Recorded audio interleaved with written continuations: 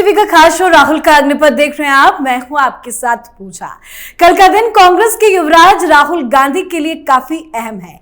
कल लोकसभा चुनाव 2024 के नतीजे आएंगे जो राहुल गांधी के राजनीतिक करियर के लिए काफी अहम और निर्णायक साबित होने वाले हैं।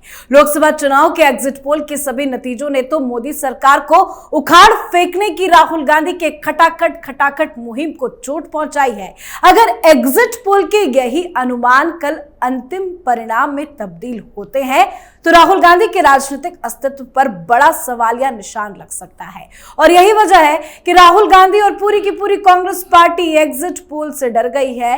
राहुल गांधी ने एग्जिट पोल को मोदी मीडिया पोल, फैंटेसी पोल बताया है और कह रहे हैं कि 295 सीटें आएंगी। हालांकि कल तो साफ ही हो जाएगा कि राहुल गांधी का चुनाव में क्या जादू चला है।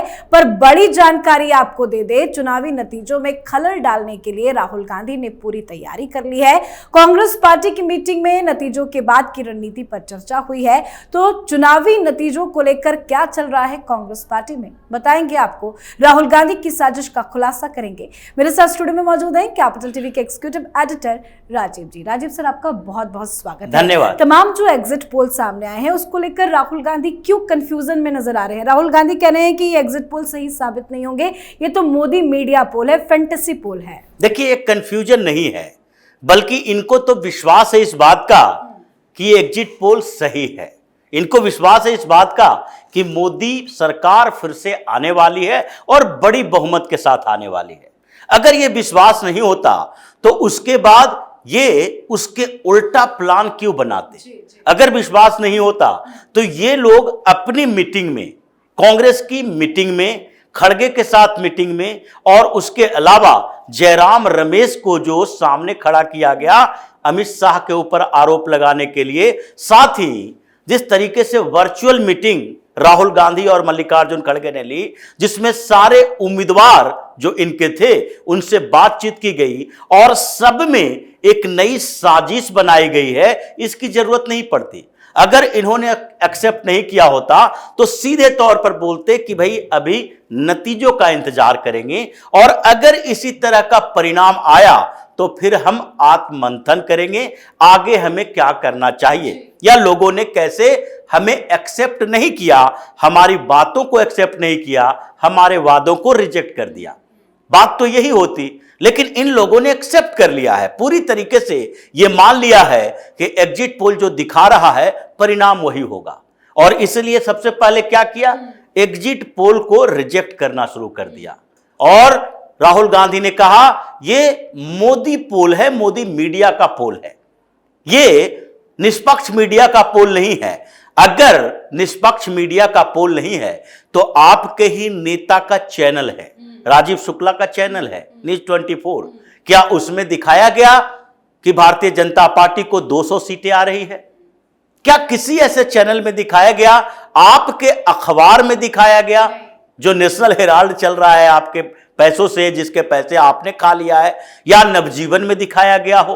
किसी की हिम्मत ये नहीं है, क्योंकि वो लोग जानते हैं कि अगर इतना झूठ बोलेंगे तो वो तो रिकॉर्ड में दर्ज हो जाएगा। लेकिन ये इतने कॉन्फिडेंट क्यों है? सिद्धू मूसेवाले के गाने का जिक्र करके कह रहे हैं कि 295 यही सीटें आएंगी हमारी। अब राहुल गांधी सिद्धू मूसेवाले का गाना शेयर करेंगे, उनकी बात करेंगे। ये तो शर्म की बात है कि राहुल गांधी ने शायद सिद्धू मूसेवाला का गाना सुना होगा या फिर उसके गानों से प्रेरित होंगे। दो ही तरीका है, सिद्धू मूसेवाले के गाने को सुनिए। ये एक अलग बात है कि उसकी हत्या के बाद सहानुभूति रही है, लेकिन उससे पहले, हत्या से पहले वो कौन से गाने गाता था? उसके ज्यादातर गानों में खालिस्तानी की बू आती थी। वो हमेशा से खालिस्तान सपोर्टर दिखाई पड़ता था और गानों में भी पंजाब को भड़काने, जलाने की बात ही करता रहा है। लेकिन राहुल गांधी को सिद्धू मूसेवाला की बात करना है कि 295।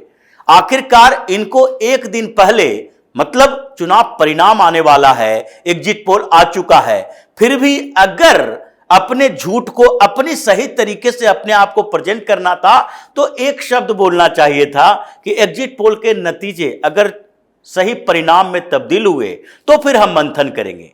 लेकिन इनको तो पूरा विश्वास है और ये प्रोपेगेंडा चला रहे हैं। पहली बात तो यही है कि जो वर्चुअल मीटिंग की बात हम लोग कर रहे हैं, वर्चुअल मीटिंग में इन लोगों ने क्या कहा, सारे जो कैंडिडेट है उससे किस बात के लिए इन लोगों ने रिपोर्ट मांगी।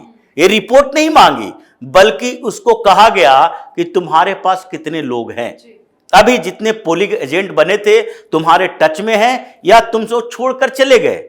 क्योंकि वहां पर कांग्रेस की स्थिति है कि बड़े से बड़े नेता छोड़िए, कार्यकर्ता भी इनका साथ छोड़ रहे हैं। तो जब वहां पर लग जाएगा कि कांग्रेस जीतने वाली नहीं है, तो क्या तुम्हारे पास इतने लोग हैं कि जाकर काउंटिंग के बूथ पर, काउंटिंग स्टेशन पर हंगामा कर सके। इन लोगों ने कहा कि 17C, ये जो 17C है उसको अपने साथ रखो। फिर उसके बाद दूसरी बात कही कि जितने वहां पर पोलिंग हुए हैं बूथ के ऊपर, वो पोलिंग एजेंट जब काउंटिंग के अंदर जाए तो उसको वीवीपैट के साथ मिलान करने के लिए हर कुछ देर के बाद चैलेंज करे। फिर तीसरी बात इन लोगों ने कही कि जब पोलिंग के बाद जो एजेंट वहां पर रहा है, जो ऑथराइज्ड है, उन लोगों का काम है कि जो कंट्रोल पैनल है, कंट्रोल पैनल की निगरानी करो। अब यह निगरानी करने का मतलब है छेड़छाड़ करने की आजादी तुम्हें है। तो इन लोगों ने प्लान जो बनाया कि काउंटिंग के समय जितना ज्यादा डिस्टरबेंस हो सकता है वो करने की कोशिश करो, ताकि आगे हमें आधार बने।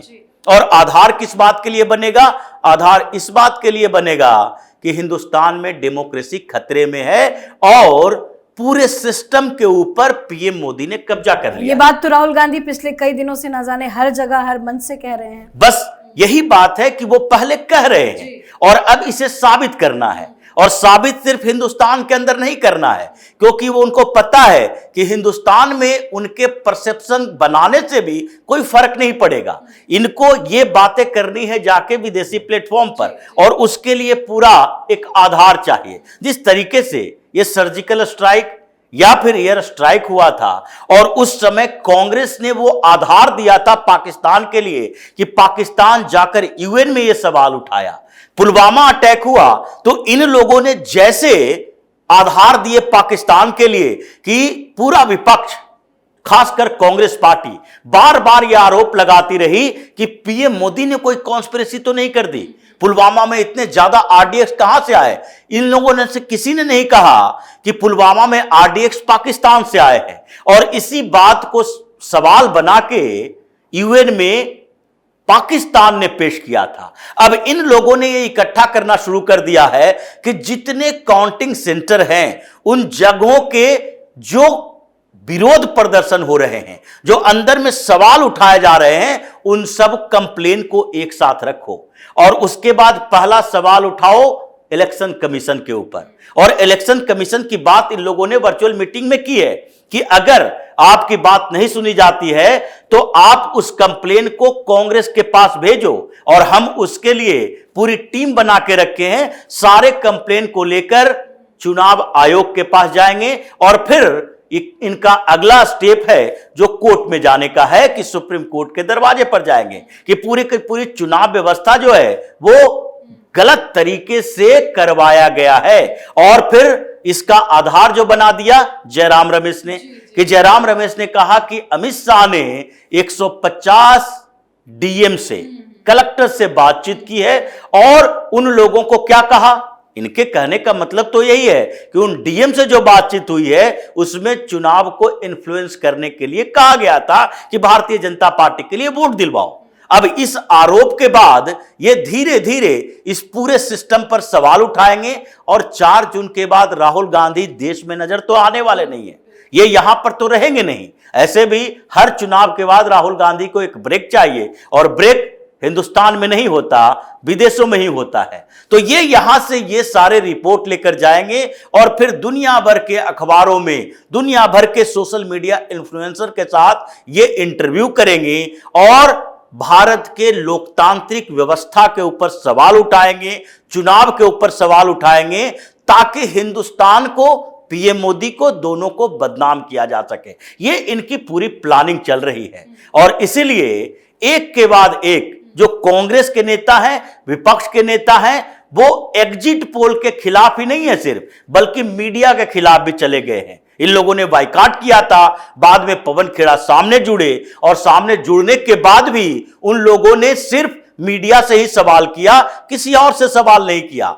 मतलब साफ है कि अब राहुल गांधी इस पूरी कॉन्स्पिरेसी को किसी तरीके से इंप्लीमेंट करना चाहते हैं और 4 जून के बाद का प्लान भी बनाना चाहते हैं कि कैसे इस पूरी कॉन्स्पिरेसी को लंबे समय तक हम खींच सकें, और उस खींचने के पीछे अराजकता पैदा करने का मकसद है। अर्बन नक्सलियों के साथ मिल रहे हैं, उन लोगों से बातचीत कर रहे हैं, और इन्हीं बातचीत के क्रम में यह कहा जा रहा है कि अब जबकि विरोध प्रदर्शन होगा, भारतीय जनता पार्टी जब जश्न मनाएगी तो उस समय कांग्रेस विरोध प्रदर्शन करे, और इस विरोध प्रदर्शन के बाद धीरे धीरे पुलिस से टकराव करो। पुलिस से टकराव करने के बाद कहीं हिंसात्मक घटना आई तो उसको इंटरनेशनल मीडिया में जगह दिलाओ। ये पूरी कॉन्स्पिरेसी जो चल रही है, ये 4 जून के परिणाम को गलत साबित करने की कोशिश है, और इसलिए सरकार भी सतर्क है, इन लोगों की चाल को समझ ली है, और आगे राहुल गांधी के ऊपर